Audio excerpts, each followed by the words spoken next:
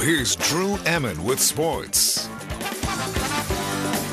Well, KWC has little time to regroup. The Panthers blown out earlier this week at USI, 93-64.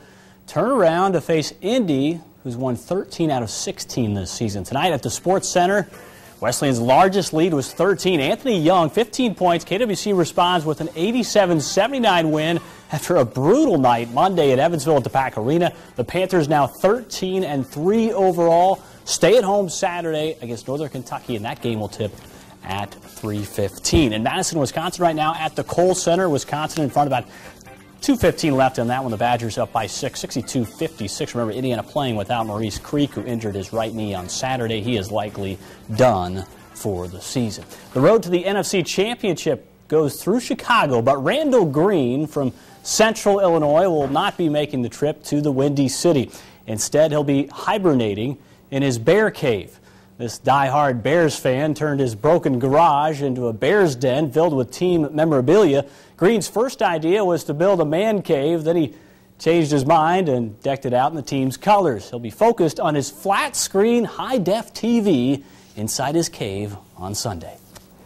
If you big on sports and stuff, you got to have a good spot to be able to watch them, you know what I mean? And got a bunch of Bears fans, and we used to have a bunch of guys over here. We used to watch them in the other living room, but that was really nothing. One day I was just like, let's build something cool out here. The NFC title game kicks off at 2 o'clock on Sunday. Coming up Saturday night at 6:30, Fox 7 will have a 30-minute special for you. That is the road to the championship. It will give you an in-depth look at football's oldest rivalry, Chicago and Green Bay. This show will also feature Jay Cutler with reaction from his high school coach, Heritage Hills' Bob Clayton. At the end of last season, the Cardinals ran out of options with their pitching staff. To avoid that this season, they signed right-handers Ian Snell and Miguel Batista, and Al Roboski of Fox Sports thinks that will give them more depth. The Mad Hungarian was in town at this year's Tri-State Hot Stove League Night of Memories last week. Roboski says the St. Louis starting rotation is built to make a pennant run led by Adam Wainwright and Chris Carpenter, but the bullpen still may be a concern. In some ways, I wish they would have gone out and got a more established, got a closer. Not that Ryan Franklin hasn't done a great job, and even last year he only had a couple blown saves, but he just didn't have a lot of save opportunities. The Cards finished 5 games back of the Reds last year in the National League Central. At Daytona, one of the drivers testing the track's new surface deals with his old temper. Smoke flared up down under last weekend. Stewart got into it with Brett Morris, the co-owner of Sydney Speedway, about the safety of that track due to excessive moisture during a sprint car event.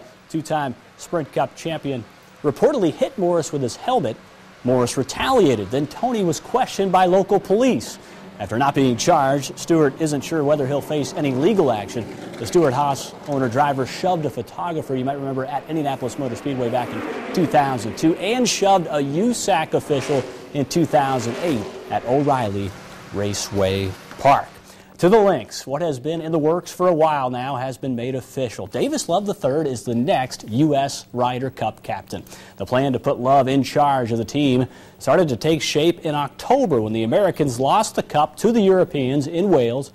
Their 6th loss in the last 8 matchups. This former assistant U.S. Ryder Cup captain will try to reverse that trend beginning in 18 months at Medina. It's one of the great honors in golf to make one Ryder Cup team would make your career. To make a few of them is a blessing. I don't think we could ask for a better home field advantage than Chicago and Medina Country Club. So I think all things are coming together to make this one of the best Ryder Cups in history. Love played on 6 Ryder Cup teams, and remember the last Ryder Cup we saw, I know the Europeans won, but Jeff Overton from Evansville was tremendous in that one. So let's hope that, maybe he gets up to 6 like Davis Love III. We'll see. On that team. He's got to get back there. That's right. Okay, thanks. Well, a lot of kids spent their snow day sledding down Wrights Hill. Check out one of the most unique sleds we've ever seen up next.